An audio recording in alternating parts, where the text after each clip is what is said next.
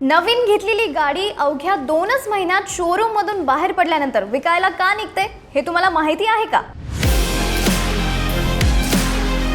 जर तुम्ही हा व्हिडिओ न बघता गाडी खरेदी करण्यासाठी शोरूम मध्ये गेला तर तुमची नवीन कार सुद्धा 2 महिन्याच्या आत सेकंड हँड मार्केट मध्ये दिसू शकते। तुमच्या स्वप्नातील कारने तुम्हाला आनंद दिला पाहिजे की डोकेदुखी हे तुम्हीच ठरवा। जर तुम्हाला हे सुनिश्चित करायचे असेल की तुम्ही इतक्या इच्छेने आणि कष्टाने खरेदी केलेली कारचा पुढे जाऊन पश्चाताप होणार नाही तर तुम्हाला हे 9 फायनान्शियल सिक्रेट्स माहित असणे आवश्यक आहे। तर स्किप करू नका, पूर्ण व्हिडिओ पहा। या 9 मुद्द्यांपैकी प्रत्येक मुद्दा महत्त्वाचा आहे। हाय हॅलो, मी आहे निकिता दादासाहेब तुपे आणि तुमचं बॉसवाला मराठी चॅनल मध्ये खूप खूप स्वागत आहे।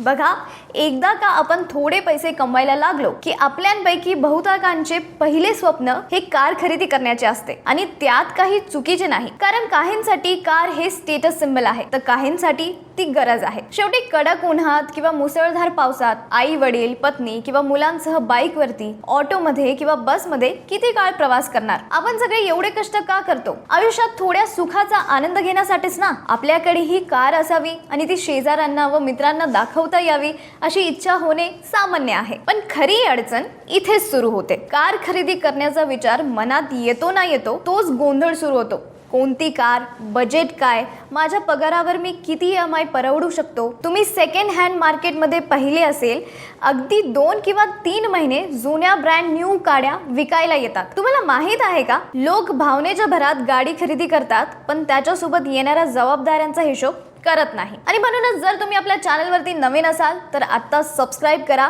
आणि बेल आयकॉन नक्की दाबा, जेणेकरून अशा महत्त्वाच्या फायनान्शियल टिप्स तुमच्याकडून कधीच मिस होणार नाही। आणि जर तुम्हाला EMI न भरू शकल्यामुळे बँकेने गाडी जप्त करण्याचा त्रास अनुभवायचा नसेल तर तुम्ही खरेदी करण्यापूर्वी हे 9 फायनान्शियल रूल्स नक्की तपासले पाहिजेत। तर चला एक स्टेप बाय स्टेप करून सगळे समजून घेऊया। पहिला म्हणजे पर्पस, म्हणजे अत्यंत महत्त्वाचा मुद्दा आहे कार खरेदी करण्यामागचा हेतू। स्वतःला अगदी प्रामाणिकपणे विचारा, तुम्हाला खरोखरच कारची गरज आहे का, की हे फक्त एक क्षणिक उत्साह आहे? शेजाऱ्याने नवीन मॉडेल घेतले, ऑफिस मधील सहकार्याने नवीन गाडीत इंस्टाग्राम वरती फोटो टाकले किंवा समाजात भाव मारण्यासाठी कार खरेदी करू नका। कार हे स्टेटस सिंबल नसून तुमच्या सोयीची एक साधन आहे। जर कारमुळे तुमच्या दररोजचा प्रवासाचा वेळ वाचत असेल, कामातील उत्पादकता वाढणार असेल किंवा कुटुंबाला, विशेषतः लहान मुले आणि आई वडिलांना सुरक्षित प्रवासाची गरज असेल तर नक्की कार घ्या। पण जर गाडी आठवड्यातून फक्त एकदाच बाहेर काढण्याची असेल आणि बाकीचे दिवस पार्किंग मध्येच पडून राहणार असेल तर ती स्टेटस साठी घेण्याऐवजी कॅब वापरणे कधीही परवडणारे ठरते। आता दुसरा नियम म्हणजे किमान 20% डाऊन पेमेंट। जेव्हा तुम्ही शोरूम मध्ये जाल तेव्हा सेल्समॅन तुम्हाला, sir, ma'am, 100% on road finance उपलब्ध आहे, 1 रुपयाही न देता गाडी घरी न्या असे सांगून जाळ्यात ओढतील। या मार्केटिंगच्या आमिषाला अजिबात बळी पडू नका। गाडीचा ऑन रोड किमतीच्या कमीत कमी 20% रक्कम स्वतःच्या खिशातून डाऊन पेमेंट म्हणून भरा। जर तुम्ही 100% कर्ज घेतले तर कर्जाचा कार्यकाळ संपेपर्यंत तुम्ही गाडीच्या मूळ किमतीपेक्षा जास्त तर फक्त व्याजच भरून बसाल। दुसरी अत्यंत महत्त्वाची गोष्ट म्हणजे हे 20% डाऊन पेमेंट देण्यासाठी कोणाकडून उसने पैसे घेऊ नका। वैयक्तिक कर्ज म्हणजे पर्सनल लोन काढू नका किंवा क्रेडिट कार्ड वापरू नका। ही रक्कम तुमच्या नियमित बचतीतूनच आणलेली असावी। तिसरा नियम म्हणजे मजबूत इमर्जन्सी फंड, कारण खरेदीचा डाऊन पेमेंट दिल्यानंतर तुमच्या बँक खात्यात किती शिल्लक राहते हे तपासा। गाडी घेतल्यानंतर दुर्दैवाने तुमची नोकरी गेली, व्यवसायात मंदी आली किंवा काही आरोग्य विषयक अडचण आली तरीही तुमच्या कुटुंबाचा किमान 6 महिन्याचा घर खर्च आणि कर्जाचे हप्ते अडखळता चालावेत इतकी पैसे तुमच्याकडे वेगळी असायला हवी। उदाहरणार्थ, जर तुमच्या महिन्याचा घर खर्च आणि संभाव्य EMI मिळून 50,000 रुपये होत असतील तर कार खरेदी करण्यापूर्वी तुमच्याकडे कमीत कमी 3 लाख रुपयांचा इमर्जन्सी फंड सुरक्षित बाजूला ठेवलेला असावा। हा फंड नसेल तर आधी तो तयार करा आणि मगच कारचा विचार करा। आता चौथा नियम म्हणजे EMI चा हिशोब आणि फॉयर नियम। बँकिंग क्षेत्रात फॉयर म्हणजे फिक्स्ड ऑब्लिगेशन टू इन्कम रेशिओचा एक सुवर्ण नियम आहे। तुमच्या दरमहा हातात येणाऱ्या एकूण पगाराच्या म्हणजे टेक होम सॅलरी 35% पेक्षा जास्त तुमच्या सर्व कर्जाचे हफ्ते म्हणजे घर, मोबाईल, क्रेडिट कार्ड इत्यादी नसावेत आणि त्या 35% मर्यादेत तुमच्या कारचा EMI हा तुमच्या पगाराच्या फक्त 15% असायला हवा. म्हणजे जर तुमचा मासिक पगार 1 लाख रुपये असेल तर तुमच्या कारचा हफ्ता 15,000 रुपयांपेक्षा 1 रुपयाही जास्त असता कामा नाही. जर हफ्ता यापेक्षा मोठा जात असेल तर लहान किंवा स्वस्त गाडीचा पर्याय निवडा. आता 5वा नियम म्हणजे योग्य विमा संरक्षण म्हणजे इन्शुरन्स प्लॅन. रस्त्यावर गाडी चालवताना कधी काय घडेल हे सांगता येत नाही. कार खरेदी करण्यापूर्वी स्वतःच्या आणि कुटुंबाच्या आरोग्यासाठी पुरेसा हेल्थ इन्शुरन्स असणे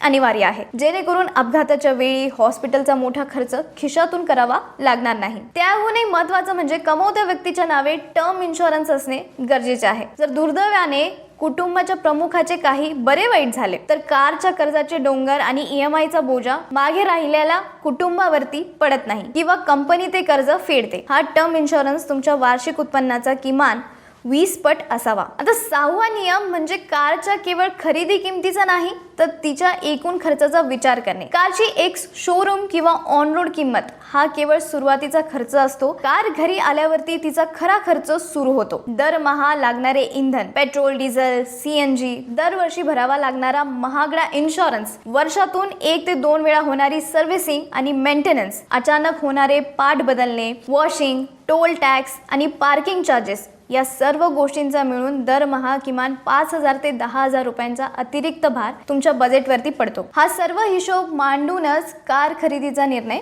घ्या. आता 7वा नियम म्हणजे कारचा कालावधी. कार लोन घेताना बँक तुम्हाला 6 ते 7 वर्षाचा मोठा कालावधी ऑफर करते, कारण EMI हा हफ्ता लहान दिसल्याने ग्राहक आकर्षित होतात. पण लक्षात ठेवा, तुम्ही जितका जास्त कालावधी निवडाल तितका जास्त व्याज तुम्ही बँकेला द्याल आणि तुमची गाडी तुम्हाला खूप महाग पडेल. शिवाय कार ही एक डिप्रिशिएटिंग असेट आहे. 4 ते 5 वर्षात तिची किंमत निम्मी होते. त्यामुळे कार लोनचा कालावधी नेहमी 3 ते 5 वर्षाच्या आतच ठेवा. जितक्या लवकर कर्जमुक्ती व्हाल तितके तुमचे आर्थिक आरोग्य चांगले राहील. आता 8वा नियम म्हणजे विम्याचा योग्य प्रकार निवडणे. शोरूम मध्ये बाहेर पडताना किंवा रिन्युअल करताना पैसे वाचवण्यासाठी अनेक जण फक्त कायदेशीर गरज म्हणून थर्ड पार्टी इन्शुरन्स घेतात. हे खूप मोठी चूक आहे बरं का. गाडीसाठी नेहमी 0 डिप्रिशिएशन कव्हर असलेल्या कॉम्प्रिहेन्सिव्ह इन्शुरन्स घ्या. अपघाताच्या वेळी प्लास्टिक, फायबर किंवा रबरच्या भागांचा खर्च नेहमीच्या विम्यातून मिळत नाही, पण 0 डेप असेल तर तुम्हाला खिशातून एकही रुपया द्यावा लागत नाही आणि गाडी पूर्णपणे सुरक्षित राहते. आता 9वा आणि सर्वात संवेदनशील नियम म्हणजे कुटुंबाची सहमती. Ask your family. कार खरेदी करणे हा केवळ तुमच्या वैयक्तिक हट्ट,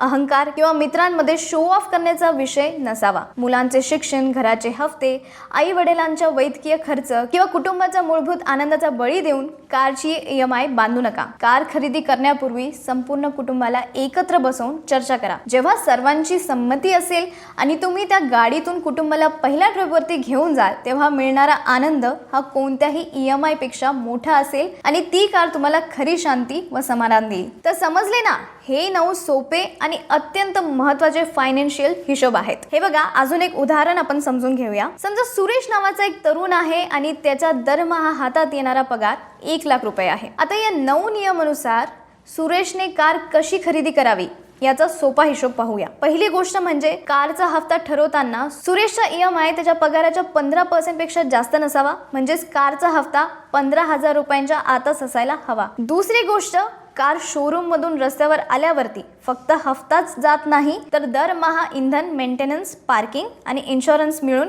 किमान 5,000 रुपये अतिरिक्त खर्च येतो. म्हणजेच 1 लाख पगार असलेल्या सुरेशचा कारवरचा एकूण मासिक खर्च 20,000 रुपयांपेक्षा वर जाता कामा नाही. आणि याशिवाय शोरूम मध्ये जाण्याआधी सुरेशकडे किमान 3 ते 6 लाख रुपयांचा इमर्जन्सी फंड त्याच्या बँक खात्यामध्ये सुरक्षित असावा, ज्याला तो डाऊन पेमेंटसाठी अजिबात हात लावणार नाही. आणि जर सुरेशने या गणिताकडे दुर्लक्ष करून 1 लाखाच्या पगारावरती सरळ 35,000 रुपयांचा हफ्ता बांधला तर उद्या नोकरीत किंवा व्यवसायात थोडा जरी चढ उतार आला तर गाडीचा हफ्ता थकण्याची आणि बँक गाडी जप्त करण्याची वेळ त्याच्यावरती येऊ शकते. म्हणूनच कोणतीही कार खरेदी करण्यापूर्वी हे साधे गणित मांडणे अत्यंत आवश्यक आहे. आणि गाडी घेण्याचा निर्णय हा फक्त 1 दिवसाचा नसून पुढील 5 ते 7 वर्षाच्या बजेटवरती परिणाम करणारा असतो. त्यामुळे जर तुम्ही सध्या नवीन किंवा सेकंड हँड कार खरेदी करण्याची तयारी करत असाल तर शोरूमची पायरी चढण्यापूर्वी करण्यापूर्वी या 9 मुद्द्यांचा पुन्हा एकदा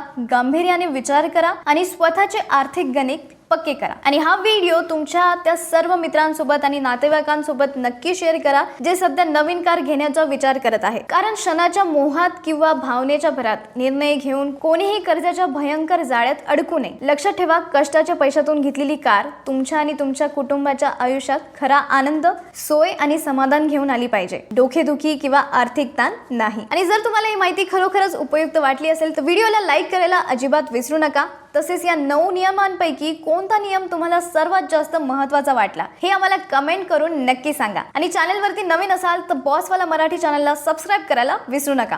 पुन्हा भेटूया पुढच्या व्हिडिओमध्ये. ब्रँड पार्टनरशिप आणि ॲडव्हर्टाइजमेंट इन्क्वायरीसाठी ईमेल करा brand@bosswala.com. व्हॉट्सअप करा 9108014192. बॉसवाला. Be the boss.